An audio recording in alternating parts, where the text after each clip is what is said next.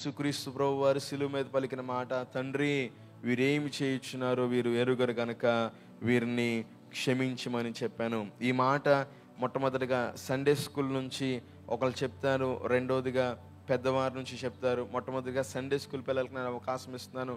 ఈ మొదటి మాట గురించి సండే స్కూల్ నుంచి చిన్నబిడ్డ సాత్విక్ వచ్చి దేవుడు తన హృదయంలో పెట్టిన కొన్ని శ్రేష్టమైన అమూల్యమైన మాటలు తెలియజేస్తారు. ఆ బిడ్డని వేదిక మీదకి ఆహ్వానిస్తున్నాను.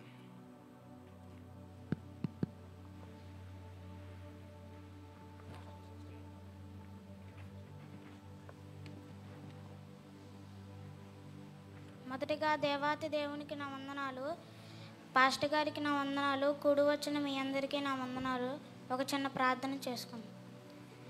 యేసయ్య మీకే వందనాలు, మీకే స్తోత్రాలు. యేసయ్య ఉదయకాలం నుంచి మేము పాటలు పాడి ఆరాధన చేస్తున్నప్పుడు మీరే తోడు ఉన్నందుకు మీకే వందనాలు, మీకే స్తోత్రాలు. యేసయ్య అలాగనయ్యా మొదటి మాట నుంచి 7 మాటలు మేము చెప్తున్నప్పుడు మీరే సాయం దయచండి. యేసయ్య అలాగనయ్యా మేము చెప్తున్న ప్రతి మాటకి మీకే వందనాలు. వేసే అలాగనే ప్రతి మాట మీరే దీవించండి. వేసే అలాగనే జ్ఞానం దయచండి. వేసే మంచిగా అందరికీ అర్థమయ్యేలా చెప్పేలాగా జ్ఞానం దయచమని వేసే నామములో అడుగుచున్నాం తండ్రి.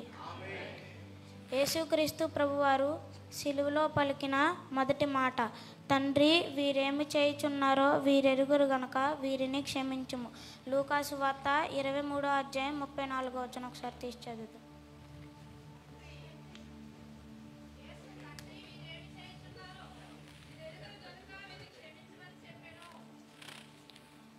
ఈ మొదటి మాటలో యేసుక్రీస్తు ప్రభువారు ఆయనను దూషిస్తూ ఆయనను సిలువ వేసిన ప్రజలను క్షమించమని తండ్రి అయిన దేవునికి విజ్ఞాపన చేస్తారు. బైబిల్ గ్రంథంలో చాలామంది భక్తులు వారి ప్రజల దూషములను క్షమించమని, వారికి వచ్చే శిక్షను కూడా క్షమించమని విజ్ఞాపన చేస్తారు. అనేక మంది మీదకి దేవుని ఉగ్రత వచ్చినప్పుడు ఆ ఉగ్రతను తొలగించమని విజ్ఞాపన చేస్తాడు.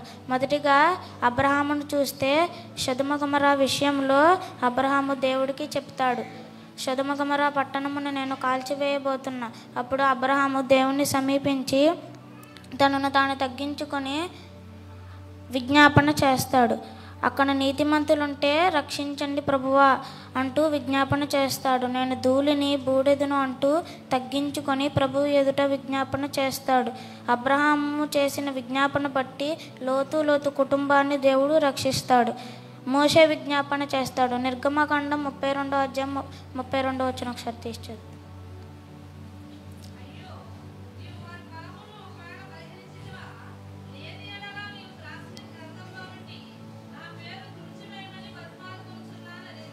మోషే 40 రోజులు సీనాయి పర్వతం మీద దేవుని ఆజ్ఞ పలకలను తీసుకొని వస్తుండగా ఇశ్రాయేలీయులు కొండ కింద బంగారముతో ఒక దూడను చేసుకొని ఆ బంగారపు దూడను పూజిస్తారు. అప్పుడు దేవుడు ఉగ్రత వారి మీదకి వచ్చినప్పుడు మోషే విజ్ఞాపన చేస్తాడు, ప్రభువా వారిని క్షమించండి అని వారి పక్షముగా విజ్ఞాపన చేస్తారు. ఎస్తేరు 4వ అధ్యాయం 16వ వచనం ఒకసారి తీర్చు.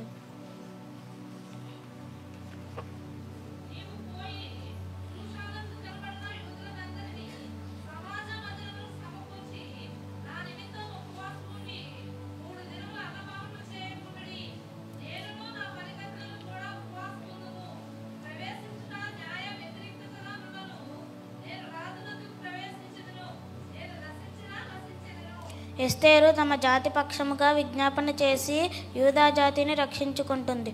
దానియేలు 2వ అధ్యాయం 18వ వచనం.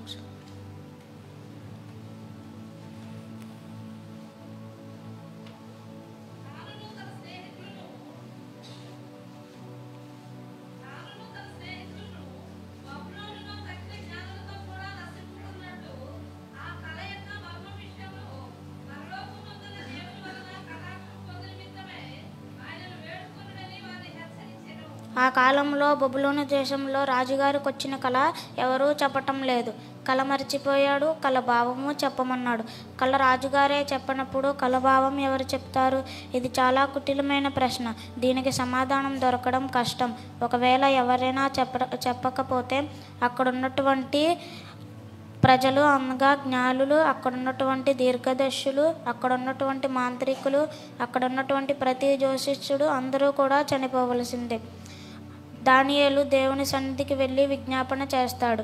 దానియేలు తన స్నేహితులు షద్రక్, మేషక్, అబేద్నగో అందరూ కలిసి విజ్ఞాపన చేస్తే దేవుడు దానియేలు ప్రార్థన ద్వారా కళ తెలియచేశాడు, కళ భావము తెలియచేశాడు. దానియేలు విజ్ఞాపన బట్టి అక్కడ ఉన్నటువంటి జ్ఞానులు ప్రాణాలు కాపాడబడ్డాయి. యోహాను సువార్త 17వ అధ్యాయం 9 నుంచి 26 వచనాలు.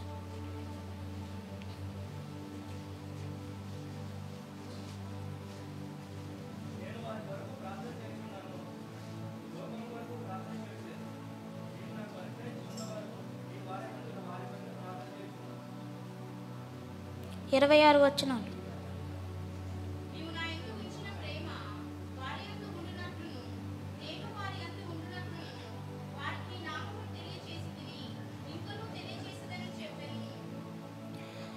మనం చూస్తే ఈ 17వ అధ్యాయంలో శిశువులు దేవుడు వెంబడిస్తూ చివరి ఘట్టంలోనికి వచ్చినప్పుడు శిశువుల కొరకు యేసుక్రీస్తు ప్రభువారు విజ్ఞాపన చేస్తారు. దుష్టుల నుండి తప్పించండి ప్రభువా అని, శోధనలోకి వెళ్లకుండా కాపాడండి తండ్రి, దుష్టుల నుండి కాపాడండి ప్రభువా అని విజ్ఞాపన చేస్తారు. హెబ్రీ 7వ అధ్యాయం 24 వచనం.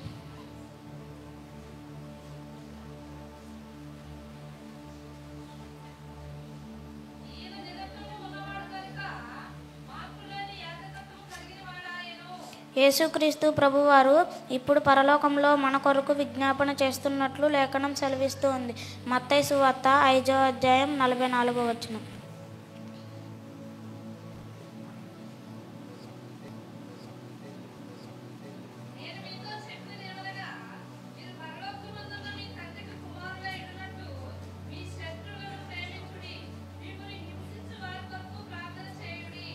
మనం కూడా ప్రజలందరి పక్షముగా విజ్ఞాపన చెయ్యాలి.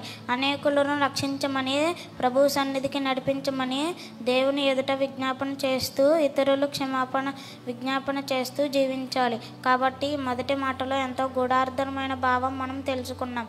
తండ్రి, వీరేమి చేయుచున్నారో వీరెరుగురు గనుక వీరిని క్షమించుము అని ప్రభు లూకా 23:34లో అన్న ప్రకారం మనం కూడా క్షమాపణ కలిగి అనేకుల కొరకు విజ్ఞాపన చేస్తూ దేవుని ఎదుట సరి అయిన పాత్రలుగా జీవిద్దాం. అట్టి కృప పరిశుద్ధాత్ముడు మనకు అనుగ్రహించును గాక. Amen, amen.